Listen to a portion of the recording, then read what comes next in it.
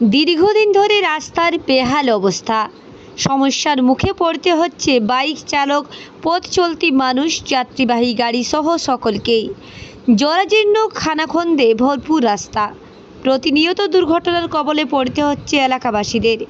School পড়ুয়া থেকে শুরু করে রোগী সহ প্রত্যেকেই চরম সমস্যার মধ্য দিয়ে যাতায়াত করতে হচ্ছে। এমনই ছবি ধরা পড়েছে পুরুলিয়া জেলার ঝালদা 2 নম্বর ব্লকের রিগিদ গ্রাম পঞ্চায়েতের অন্তর্গত রিগিদ থেকে হরতান যাওয়ার রাস্তায়। এই রাস্তাটা দীর্ঘদিন ধরে বেহাল অবস্থায় পড়ে রয়েছে, কিন্তু স্থানীয় প্রশাসন রাস্তা মেরামতের ব্যবস্থা গ্রহণ করেনি। আর এমনই অভিযোগ তুলে বিক্ষোভ দেখান রিগিদ গ্রাম পঞ্চায়েত এলাকার বাসিন্দারা। তাদের দাবি, দীর্ঘদিন ধরে এই রাস্তার অবস্থা বেহাল। বর্ষা নামতেই রাস্তা দিয়ে চলাচল বন্ধ হয়ে যায়। রাস্তায় মাঝে মধ্যে পুকুর তৈরি হয়, বর্ষার জল জমে। বারংবার দুর্ঘটনার কবলে পড়তে হয় এলাকাবাসীদের। রাতের অন্ধকারে জীবনকে হাতে নিয়ে রাস্তা পারাপার করতে হয়। এই রাস্তা খারাপের বিষয় নিয়ে স্থানীয় প্রশাসনকে বারংবার জানানো হলেও তারা কোনো কর্ণপাত করেননি। মুখে কুলু পেটে বসে রয়েছে প্রশাসন। এছাড়া তারা জানিয়েছেন, ইতিমধ্যে রাস্তা সংস্কার না হলে আগামী দিনে বৃহত্তর আন্দোলনে যাবেন এলাকাবাসীরা। বাইট স্থানীয় বাসিন্দা। এ বিষয়ে স্থানীয় রিগিদ পঞ্চায়েত প্রধান জানিয়েছেন, আমরা স্থানীয় মানুষের সমস্যার কথা শুনেছি।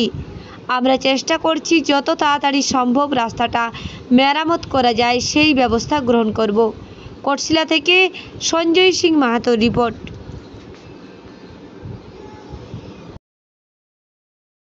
বিক্ষোভ করছেন, আপনাদের যদি দাবি যদি পূর্ণ না হয় তাহলে আপনারা আগামী দিনে কি ভূমিকা নেবেন? আরও এর থেকে বড় বিক্ষোভ করব। আচ্ছা, কোন জায়গাতে বিক্ষোভটা হচ্ছে? এটা হরতান গ্রামের মাঝ রাস্তায়। আচ্ছা, আপনাদের এই যে রাস্তাতে বর্ষাতে কিভাবে আপনারা সমস্যায় ভুগতে হয় আপনাদেরকে? বর্ষাতে আমাদের অনেক সমস্যা দেখা দেয়। চাইছেন কি আপনারা? আমরা এটা কালো পিচ হওয়ার জন্য এটা আমরা চাইছি। আচ্ছা দাদা, আপনার নাম? নগেন্দ্রনাথ মাহাতো। ঠিক আছে, আপনার বাড়ি? এই হরতান। করছেন, কি সমস্যা রয়েছে আপনাদের? আমাদের রাস্তার সমস্যা। আচ্ছা, আপনারা কতদিন ধরে এই সমস্যায় ভুগছেন আপনারা? দিন নয়, এটা যুগ বলুন। আমাদের মানে এই আমাদের এখানে দিন বলে চলে না। এটা আমাদের প্রথম থেকেই রাস্তাটা নাই আর কি। আপনি আমাদের আজকে প্রায় 70 বছর উপর স্বাধীন হলো, আমরা ভালো রাস্তার মুখ দেখিনি। প্রথমত হচ্ছে আপনার এখানে আমাদের এখন তো আপনি এরকম দেখছেন, বর্ষাতে আসলে আপনি ঢুকতে পারবেন না। আমাদের এখানে ট্রাক্টর দিয়ে 4 চাকার গাড়ি টেনে নিয়ে যেতে হয়। অ্যাম্বুলেন্স আসলে কখনো ট্রাক্টর দিয়ে অ্যাম্বুলেন্সকে টেনে পার করতে হয়। এখানে আমাদের রুগী নিয়ে যেতে বড় অসুবিধা। বিশেষ করে প্রেগন্যান্ট মহিলাদের তো আরও অসুবিধা হয়। এক তো আমাদের কাছে উপস্বাস্থ্য কেন্দ্র নেই, প্রায় এখান থেকে 8 কিলোমিটার যেতে হয়। আর আমাদের মূল রাস্তা হচ্ছে এটাই, হরতান থেকে বেরোনোর মূল রাস্তা এটাই। কমিউনিকেশনের মেন শিরদাঁড়া আমাদের এটা, আর এটাই আমাদের এই বহাল দশা। ব্লক প্রশাসনকে জানিয়েছিলেন? হ্যাঁ, জানিয়েছিলাম। কয়েকদিন আগে একটা প্রেস আমরা অ্যাপ্লিকেশন করেছিলাম বিডিও সাহেবকে। আমাদের রিসিভ আছে, প্রয়োজন হলে আপনাদেরকে আমরা শেয়ার করব এটা। আচ্ছা, আপনারা পঞ্চায়েত প্রধানকেও জানিয়েছিলেন?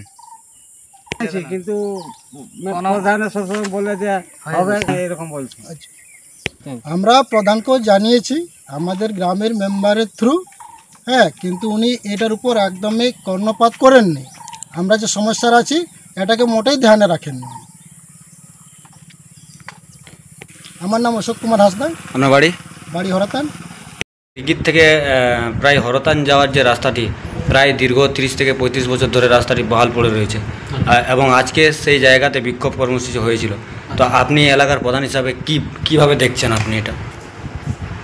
আমি প্রধান হিসাবে এখানে আমি যেটা পথশ্রী রাস্তায় এসে ওদের দেওয়া হচ্ছে, এখন পর্যন্ত সে আমাদের টাকা পয়সা ফান্ড আসেনি বলে রাস্তাটা এখন পর্যন্ত তো অত সত্তর হবে এটা আশা করি।